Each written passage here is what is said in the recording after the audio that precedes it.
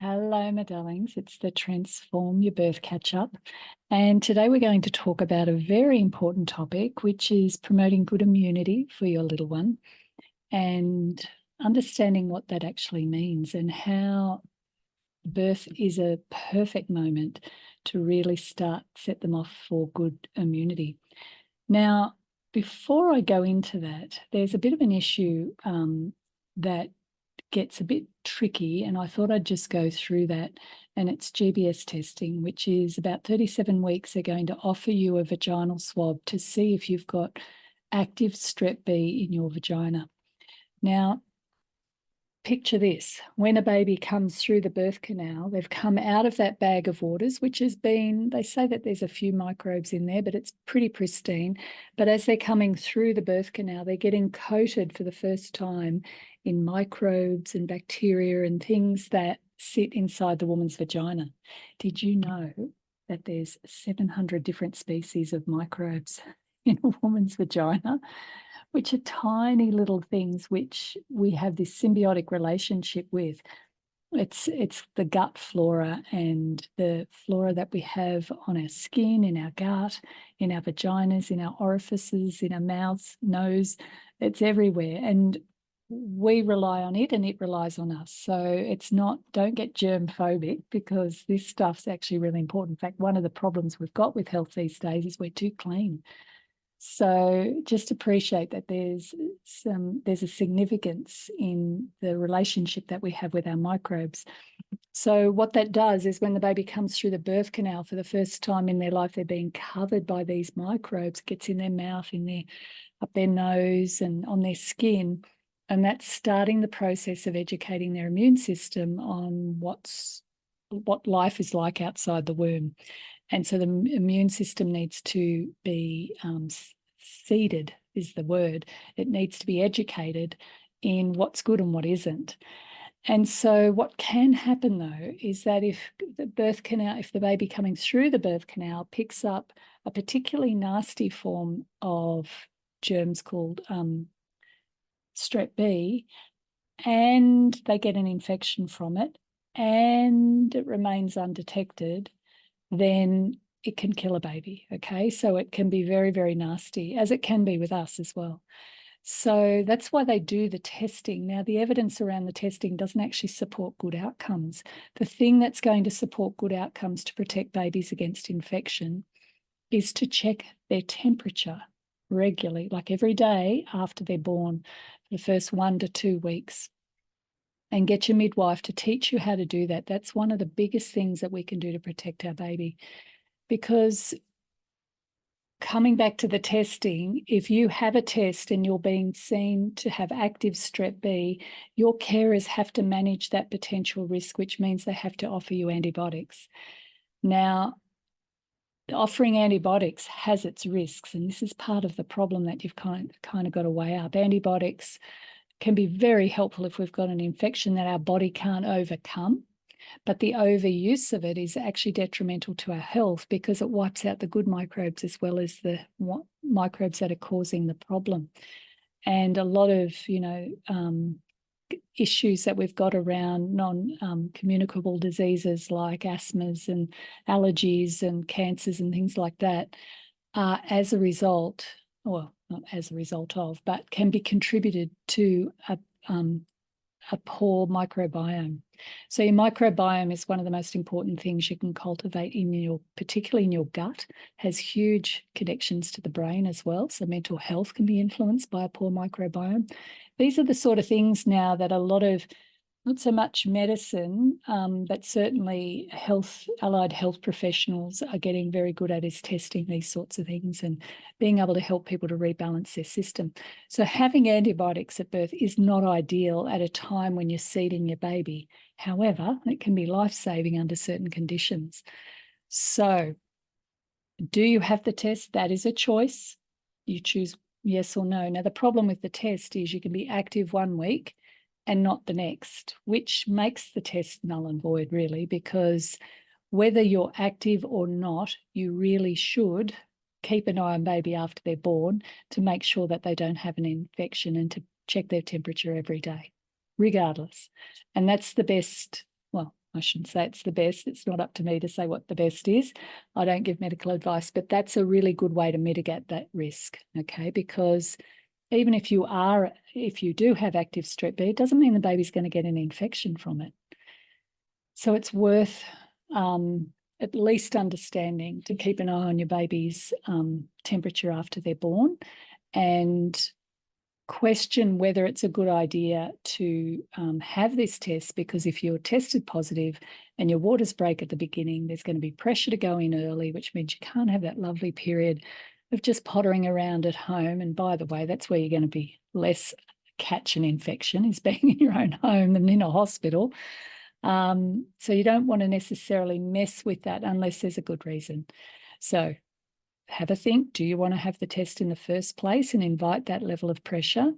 And if you do decide to have the test, I would encourage you not to eat sugar leading up to it, because strep B particularly likes sugar. So just drop the sugar out of your diet in the last few weeks of your pregnancy, and that will protect not only you from having active strep B, but it could also protect your baby. So that's a little bit of a hint around that. Now, immunity. Here are some really important things to protect you, to create good immunity for your child. Vaginal birth, if possible. If your baby is born via cesarean and doesn't come through the vagina, you can actually ask your midwife about doing a vaginal swab, which is putting a piece of material in your vagina, and when the baby's born, patting it over the baby. There's been some early evidence from a Belgium study, I think, that suggested that it actually does make a difference. 3 months down the track, babies who've had that procedure happen can have a microbiome similar to their vaginal counterparts. So that is an option you can think about. The other thing, if you end up with a cesarean, is lots of skin to skin, not just after the birth, but after, like having the baby on your skin a lot, because you've got a lot of microbes on your skin to skin with you, skin to skin with your partner or people close to you with that baby. And yeah, that will help to build that baby's or to educate the baby's immune system about life outside the womb. So through the vagina, if you can, there's your backup system if it's a cesarean birth. The second is nutrition, your nutrition when you're eating, and then eventually when baby starts to eat their nutrition. Now, if you think pregnancy hunger is big, wait till you get to lactation hunger. It's a whole other level. You want to eat anything that moves. So it can be very easy to eat shit food, but actually it's a pretty important time for your baby's life on this other side. So make sure you get lovely, good, wholesome foods, whole foods from the paddock, from the trees, from the gardens, wherever you take your food from, more so than processed foods. So good nutrition for you and eventually baby. Breastfeeding. Now, breastfeeding, as we know, gives the baby antibodies, which is a resistance that you've built up through your lifetime, but also breast milk has the sugars that support the proliferation of the microbiome. So the breast milk is designed not just for baby, but for the baby's microbiome, which is, once again, a really important part. Letting your babies get dirty, put them out in nature, let them sit on the sand and in the grass and eat snails and all that shit. Well, not eat snails, but you know what I mean. Just let them go to town and get dirty, because getting dirty, particularly in nature, gives good microbiome. Pets are great for health. They reckon children who have pets are much healthier. And then there's the vaccinations. Now, you're going to be offered vaccination, a vaccination called Hep B at birth. Now, if you're not a carrier of Hep B, you don't have to vaccinate your baby straight away when they've just landed. That is a choice. And according to the vaccination schedule, it is okay to drop that vaccination and then make up for it further down the track. It's probably going to be, not probably, it is important that you get your head around the vaccination schedule. It is getting more crowded. I think there's going to come a time when we're going to have to review the vaccination schedule. When I first had my oldest son, Sam, at the tender age of 27 years ago, and when I first had him and I looked at the vaccination schedule to when I had James, I was shocked. It was like, what? There's so many more. And given that vaccinations have a lot of different ingredients in them to prime an immune response. We're not all, it's being questioned by certain people in the health profession whether the accumulative effect of things like aluminium and stuff like that could be a problem for certain children.